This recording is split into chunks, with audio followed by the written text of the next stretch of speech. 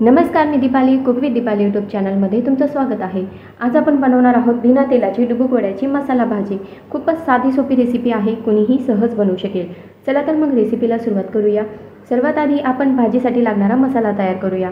त्यासाठी गॅस चालू करून पॅनमध्ये भाजायला घेऊया। 2 ते 3 हिरवी मिरची, 4 ते 5 आल्याचे छोटे छोटे तुकडे, 7 ते 8 कढीपत्त्याची पाने, 9 ते 10 लसणाच्या पाकळ्या आणि 2 सुकी लाल मिरची। ऑप्शनल आहे, नाही टाकली तरी चालेल।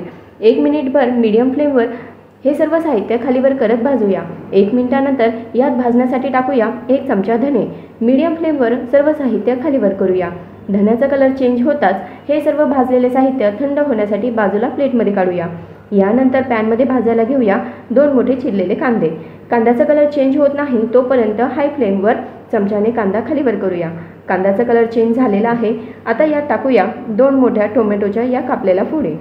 कांदा टोमॅटो हाय फ्लेमवर एकत्र चमच्याने मिक्स करूया। मिक्स झाल्यानंतर गॅसची फ्लेम मीडियम करून 2 ते 3 मिनिटांसाठी टोमॅटो मऊ होण्यासाठी पॅनवर झाकण ठेवूया। 2 ते 3 मिनिटांनंतर पॅनवरील झाकण बाजूला करूया। टोमॅटो मऊ झालेला आहे। हाय फ्लेमवर 1 मिनिटभर चमच्याने टोमॅटो आणि कांदा छान परतूया। 1 मिनिटानंतर गॅस बंद करून भाजलेला कांदा आणि टोमॅटो थंड होऊ देऊया।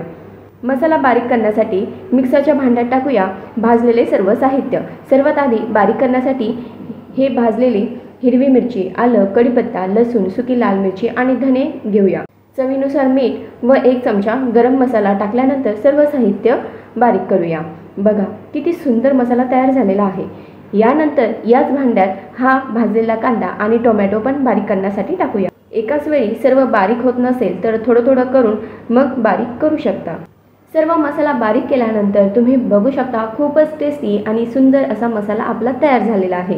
असा मसाला असेल तर कुठल्याही मसाल्याची भाजी बिना तेलाची पण खूपच टेस्टी अशी बनवू शकते। गॅसवर कढई ठेवली आहे। मीडियम फ्लेमवर हा तयार केलेला मसाला कढईमध्ये परतवायला घेऊया। हाय फ्लेमवर 2 ते 3 मिनिटे मसाला चमच्याने सतत मिक्स करत छान परतूया। त्यानंतर गॅस कमी करून साधारण 5 मिनिटे मसाल्यावर झाकण ठेवूया। 5 मिनिटे झालेली आहे। झाकण बाजूला करूया। मसाल्याचा कलर डार्क झालेला आहे, त्याचबरोबर आधीपेक्षा जास्त घट्ट आणि दाटसर पण झालेला आहे। मसाला छान कुक झालेला आहे। आता यात आपण टाकूया दालचिनीचा 1 छोटा तुकडा, 2 छोटी तेजपाने। यामुळे मसाल्याची भाजी खूपच मस्त बनते। हाय फ्लेम करून 1 मिनिटभर मसाला आणखी परतूया।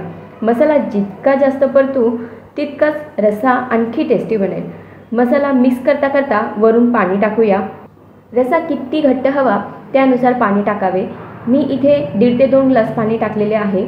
उकळी येईपर्यंत आपण पुढची तयारी करूया। या पातेल्यात मी 1 ते 1.5 वाटी बेसन पीठ घेतले आहे।